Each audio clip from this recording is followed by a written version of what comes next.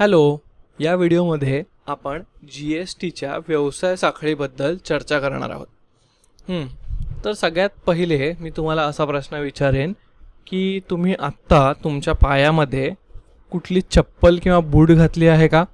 तुम्हाला काय वाटतं की हे बूट थेट फॅक्टरीमधून तुमच्याकडे आलेत का? नाही ना. ते बूट किंवा ती चप्पल ही प्रथम उत्पादक, त्याच्यानंतर घाऊक व्यापारी म्हणजेच होलसेलर, त्याच्यानंतर किरकोळ व्यापारी म्हणजेच रिटेलर, अशा अनेक घटकांमधून प्रवास करत शेवटी तुमच्यापर्यंत पोहोचते. आणि या प्रवासाला आपण व्यवसाय साखळी किंवा ट्रेडिंग चेन असं म्हणतो. आणि या साखळीतील प्रत्येक टप्प्यावरती मूल्यवर्धन म्हणजेच व्हॅल्यू ॲडिशन होत असतं आणि ज्यामुळे आपल्या वस्तूंची किंमत वाढत जाते. पण मजेशीर गोष्ट अशी की प्रत्येक टप्प्यावरती जी एस टी आकारला जातो. मग याचा अर्थ कर पुन्हा पुन्हा भरावा लागतो का? की यामध्ये काही स्मार्ट अशी सिस्टीम आहे? तर चला आपण हे समजून घेऊया. तर या दोन व्यवसाय साखळीतल्या महत्त्वाच्या संज्ञा आहेत. B2B म्हणजे काय? तर बिझनेस टू बिझनेस, म्हणजे उत्पादन ज्याने केलं तो म्हणजे उत्पादक ते घाऊक व्यापारी किंवा घाऊक व्यापारी ते किरकोळ व्यापारी, अशा दोन व्यावसायिकांमधला जो व्यवहार असतो त्याला B2B म्हणतात. म्हणजे ज्याने उत्पादन केलं त्याने होलसेलरला विकलं किंवा होलसेलरने रिटेलरला विकलं, तर यामधला जो व्यवहार झाला तो झाला बिझनेस टू बिझनेस. आणि त्यानंतर येतो दुसरा भाग, तो म्हणजे B2C म्हणजेच बिझनेस टू कन्झ्युमर, म्हणजे किरकोळ व्यापारी जेव्हा अंतिम ग्राहकाला वस्तू विकतो तेव्हा त्याला B2C हा व्यवहार म्हणतात. तर आपण इथे उत्पादक आणि घाऊक व्यापारी यांच्यातला व्यवहार बघूया. तर हा पहिल्या टप्प्यावरचा जो व्यवहार आहे त्यामध्ये समजा उत्पादकाने घाऊक व्यापाराला 500 रुपयांना बूट विकले आणि त्यावर त्याने 5% दराने GST 25 रुपये जमा केला. आता घाऊक व्यापाराने एकूण 525 रुपये दिले, म्हणजेच त्याने दिले कोणाला? तर उत्पादकाला. आणि उत्पादक हे संपूर्ण 25 रुपये सरकारकडे जमा करतो आणि याला उत्पादकाचा देय GST म्हणजे GST पेएबल असं म्हणतात. आता पुढचा टप्पा म्हणजे हा बूट हा घाऊक व्यापाराने किरकोळ व्यापाराला 700 रुपयाला विकला आणि 700 रुपयांवरती 5% इतक्या दराने GST झाला, तो म्हणजे 35 रुपये. म्हणजे किरकोळ व्यापाराने एकूण 735 रुपये दिले. आणि इथे असलेला महत्त्वाचा प्रश्न म्हणजे घाऊक व्यापाराने किरकोळ व्यापाराकडून 35 रुपये GST गोळा केला आहे. मग घाऊक व्यापारी सरकारला 35 रुपये भरणार का? तर अजिबात नाही. इथे काम करते इनपुट टॅक्स क्रेडिट ITC ही संकल्पना. तर ITC म्हणजे खरेदीच्या वेळी आधीच भरलेल्या कराची मिळणारी वजावट होय.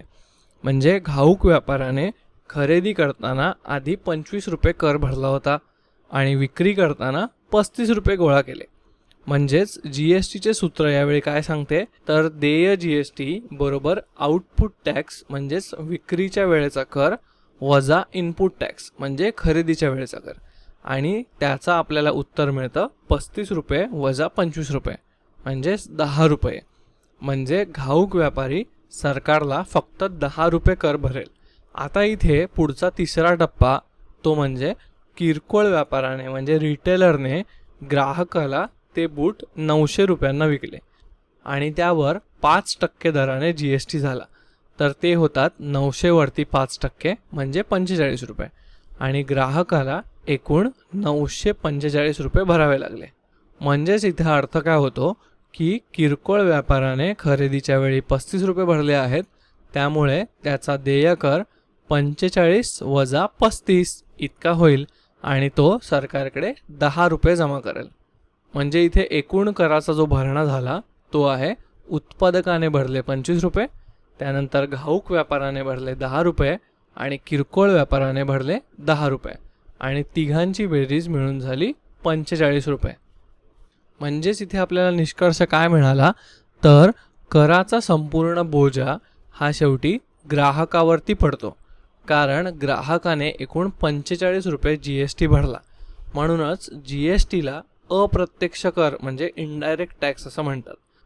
आणि या व्यवहारातील सर्व कर इनव्हॉइसमध्ये कर हे नेहमी सेंट्रल गव्हर्नमेंट म्हणजेच केंद्र आणि राज्य यामध्ये अर्धे अर्धे विभागले जातात. छान, तुम्हाला इथपर्यंत समजलं असेल. आता आपण यापुढे आपसमेळ योजना म्हणजे कंपोजिशन स्कीम समजून घेऊया. तर इथे आपल्याला एक महत्त्वाची संकल्पना समजून घ्यायची आहे, ती म्हणजे आपसमेळ योजना. तर ही योजना प्रामुख्याने लहान व्यापाऱ्यांसाठी आहे, ज्यांची मागील आर्थिक वर्षातील वार्षिक उलाढाल ही 1.5 कोटी रुपयांपर्यंतची आहे. आणि इथे त्यांना खूप कमी दराने GST भरावा लागतो. म्हणजेच जसं की रेस्टॉरंट्स जे असतात, उपहारगृह, त्यांच्यासाठी हा दर 5% आहे आणि उत्पादकांसाठी आणि विक्रेत्यांसाठी तो फक्त 1% आहे. तसेच या आपसमेळ योजनेमध्ये काही कडक नियम या योजनेचा लाभ घेणाऱ्या व्यापाऱ्यांसाठी आहेत. आणि हे महत्त्वाचे नियम म्हणजे ते ग्राहकांकडून कर गोळा करू शकत नाहीत, म्हणून ते कर बीजक म्हणजेच टॅक्स इनव्हॉइस देऊ शकत नाहीत. त्याऐवजी ते पुरवठ्याचे बिल देतात, म्हणजेच बिल ऑफ सप्लाय हे देतात. तसेच त्यांना दर 3 महिन्यांनी कर भरायचा असतो. शिवाय ते राज्याबाहेर कुठलीही वस्तू विकू शकत नाहीत, पण ते इतर राज्यातून वस्तू खरेदी करू शकतात. तसेच त्यांना इनपुट टॅक्स क्रेडिटचा लाभ मिळत नाही आणि त्यांच्या दुकानाच्या पाटीवर आपसमेळ योजनेतील व्यापारी असं लिहिणं बंधनकारक आहे. शिवाय त्यांच्या पुरवठा बिलावर सुद्धा आपसमेळ योजनेतील व्यापारी विक्रीवर कर करण्यास अपात्र आहेत असे छापलेले असावे लागते. तर छान, आपल्याला इथपर्यंत समजलं असेल. आता आपण GSTची ठळक वैशिष्ट्ये बघूया. म्हणजेच या कर प्रणालीची जी वैशिष्ट्ये आहेत ती खालीलप्रमाणे आपल्याला दिसतील. तर पहिलं म्हणजे की एक देश एक कर, म्हणजे अनेक अप्रत्यक्ष कर हे संपुष्टात येऊन ते GSTमध्ये विलीन झालेले आहेत. दुसरं म्हणजे वस्तू व सेवा यांची स्पष्टता. तर वस्तू आणि सेवा यांमधला जो वर्गीकरणाचा वाद आहे तो यामुळे संपला आहे. तिसरं म्हणजे राज्यनिहाय नोंदणी, म्हणजेच व्यवसाय करत असलेल्या प्रत्येक राज्यात व्यापाऱ्यांना नोंदणी करावी लागते. चौथी गोष्ट म्हणजे पारदर्शकता. तर यामुळे व्यवहाराच्या नोंदी या व्यवस्थित आणि स्पष्ट राहतात. पुढचे सगळ्यात मोठे वैशिष्ट्य म्हणजे डिजिटल सिस्टीम. यामध्ये सर्व काही ऑनलाईन असल्याने ही प्रणाली सोपी आणि वेगवान आहे. पुढचे महत्त्वाचे वैशिष्ट्य म्हणजे इथे करांवरती कर लागत नाही आणि यामुळे वस्तू आणि सेवांच्या किमती या नियंत्रणामध्ये राहतात. यापुढे मेक इन इंडियाला गती मिळते, म्हणजेच आपल्या स्वदेशी उद्योग बळांना यामुळे पाठबळ मिळते. ही सुद्धा एक महत्त्वाची गोष्ट आहे.